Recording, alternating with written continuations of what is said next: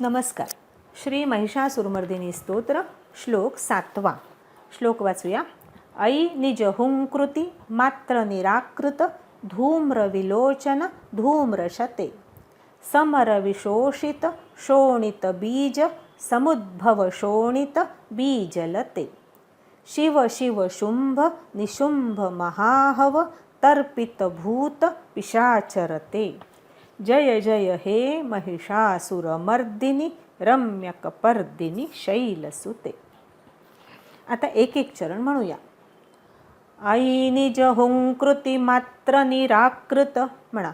ऐ निज हुंकृती मात्र निराकृत धूम्रविलोचन धूम्रशते धूम्रविलोचन धूम्रशते. आता पूर्ण ओळ. ऐ निज हुंकृती मात्र निराकृत धूम्रविलोचन धूम्रशते म्हणा. ऐ निज हुंकृती मात्र निराकृत धूम्रविलोचन धूम्रशते. आता दुसरी ओळ.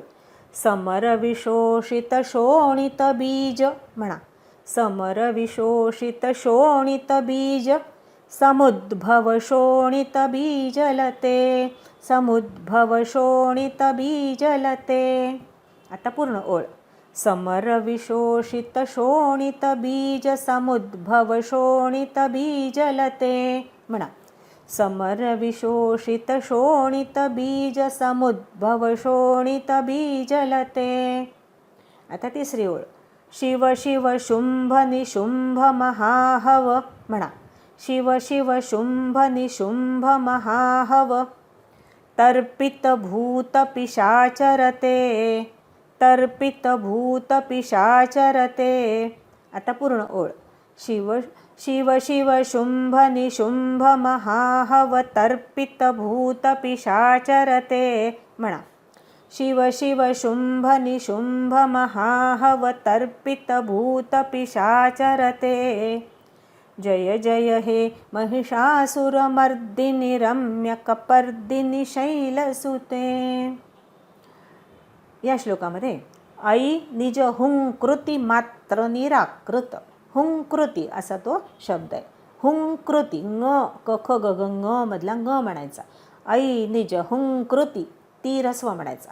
मात्र निराकृत धूम्र विलोचन धूम्रशते. धू दीर्घ आहे दोन्हीकडे. धूम्र विलोचन धूम्रशते.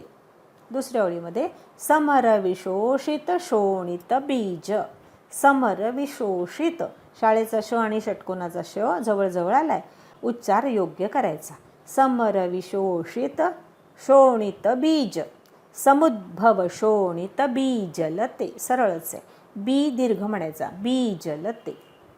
तिसऱ्या ओळीमध्ये शिव शिव शुंभ निशुंभ महाहव सरळच आहे.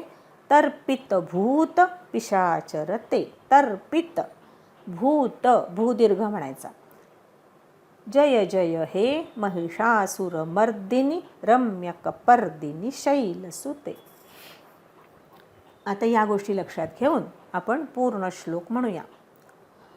ऐ निज हुंकृती मात्र निराकृत धूम्र विलोचन धूम्रशते समरविशोषित शोणित बीज समुद्भव शोणित बीजलते शिव शिव शुंभ निशुंभ महाहव तर्पित भूत पिशाचरते.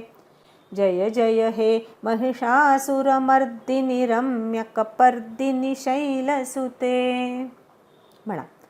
ऐ निज हुंकृती मात्र निराकृत धूम्र विलोचन धूम्रशते समरविशोषित शोणित बीज समुद्भव शोणित बीजलते शिव शिव शुंभ निशुंभ महाहव तर्पित भूत पिशाचरते.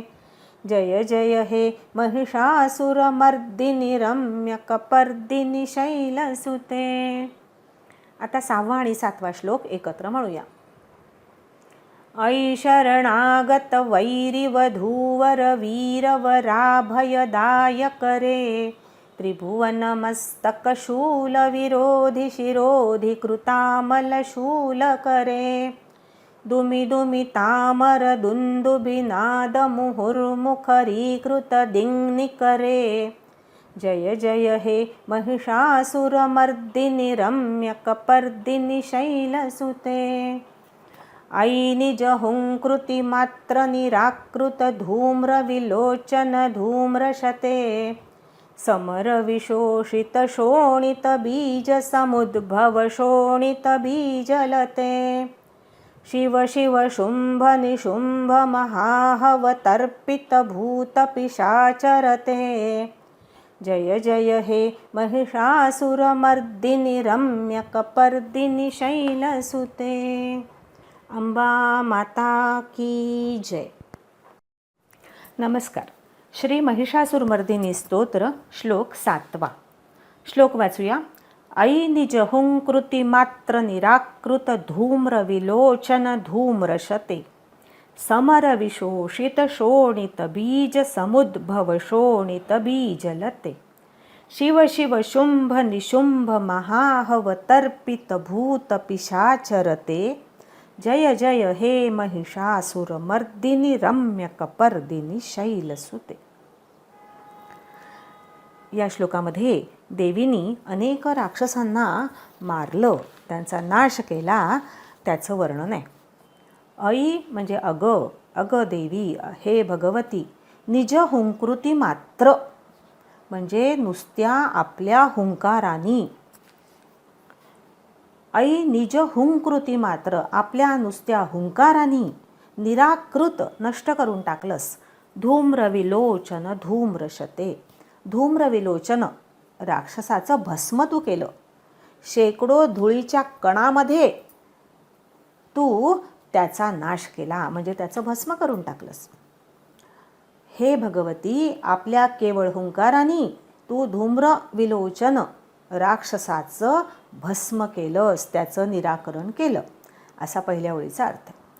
समर विशोषित शोणित बीज समुद्भव शोणित बीजलते. दुसऱ्या ओळीमध्ये रक्तबीज राक्षसाचा कसा देवीने नाश केला त्याचं वर्णन आहे. समर विशोषित, समर म्हणजे युद्ध, विशोषित शोषण केलंस, युद्धामध्ये तू शोषून घेतलंस. शोणित बीज समुद्भव म्हणजे शोणित म्हणजे रक्त, रक्त बीजापासून उत्पन्न झालेल्या. शोणित बीजलते, अनेक रक्त बीजांना तू नष्ट केलंस, त्यांचा नाश केलास. पुराणांमध्ये असं वर्णन आहे की या शुंभ निशुंभ राक्षसांनी देवीचा नाश करण्यासाठी, देवीशी लढण्यासाठी, युद्ध करण्यासाठी धूम्रविलोचन राक्षसाला पाठवलं. देवीने त्याचा नाश केला. तसंच त्यांनी रक्तबीजाला पाठवलं, चंडमुंडांना पाठवलं. या सगळ्यांचा देवीने नाश केला, पराक्रम गाजवला. हा जो रक्तबीज होता त्याला असं वरदान होतं की त्याचं रक्त, त्याच्या रक्ताचे थेंब जितके जमिनीवर पडतील त्यातून तितके राक्षस निर्माण होतील, पुन्हा रक्तबीज निर्माण होतील. आणि त्यामुळे देवीशी युद्ध करत असताना त्याचं रक्त जमिनीवर सांडलं की त्यातून तो रक्तबीज जणू अनेक रक्तबीजांची वेल उत्पन्न करत होता, असं वर्णन आहे. देवीनी यावेळी आपल्या शरीरातून काली मातेला उत्पन्न केलं आणि या काली मातेनी रक्तबीजाचं रक्त जमिनीवर पडण्याच्या आधीच त्याचं शोषण केलं, ते रक्त पिऊन टाकलं. कालीचं रूप आपल्याला माहिती आहे, एवढी मोठी लांब लाल लाल जीभ तिची दिसत असते. त्या जिभेनी तिने या रक्तबीजाचं रक्त सगळं शोषून घेतलं, ते रक्त पिऊन टाकलं आणि अंबिकेनी, देवीनी मग या रक्तबीजाला मारलं, त्याचा नाश केला. त्याच्या रक्ताचा एकही थेंब जमिनीवर न सांडता त्याचा वध केला. अशी ही कथा अनेक पुराणांच्या मध्ये, सप्तशतीमध्ये, मार्कंडेय पुराणामध्ये आलेली आहे. त्याचा उल्लेख इथे कवींनी केलेला आहे. हे देवीचं रूप अतिशय उग्र भयानक रौद्र असं आहे. काली मातेची अशी ही उपासना आपल्याला माहिती आहे की बंगालमध्ये वगैरे केली जाते. शिव शिव शुंभ निशुंभ महाहव. शिव शिव, अरे अरे, आपण म्हणतो ना शिव शिव कानावर हात ठेवून, अरे अरे अरे बाप रे. किंवा शिव शिव म्हणजे शुभ असा पण अर्थ आहे. शुंभ निशुंभ, शुंभ आणि निशुंभ या राक्षसांना महाहव मोठ्या युद्धामध्ये मारून तर्पित भूत पिशाचरते. देवीचे जे गण आहेत भूत पिशाच, त्यांना देवीनी तृप्त केलं. या सगळ्या राक्षसांच्या रक्त त्यांना देऊन देवीनी या भूत पिशाचांना तृप्त केलं असं म्हटलं आहे.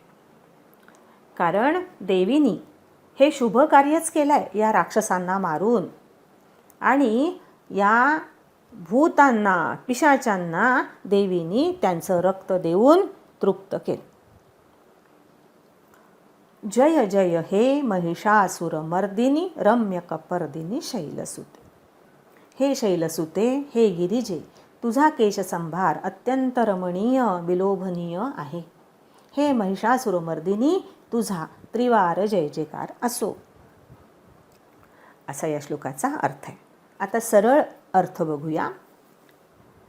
ससैन्य आलेल्या धूम्रलोचन राक्षसाचं आपल्या नुसत्या हुंकाराने भस्म करून तू त्यांचं निराकरण केलंस. समरांगणात केवळ रक्तबीजाचंच नव्हे तर त्याच्या रक्तकणरूप बीजांपासून उत्पन्न झालेल्या अनेक रक्तबीजांना तू निर्बीज करून टाकलंस आणि जणू स्वतःच रक्तबीजलता बनलीस. या महासमरात शुंभ आणि निशुंभ या राक्षसांना मारून त्यांचं रक्त त्यासाठी आसुसलेल्या भूतपिशाचांना वाटून तू त्यांना तृप्त केलंस.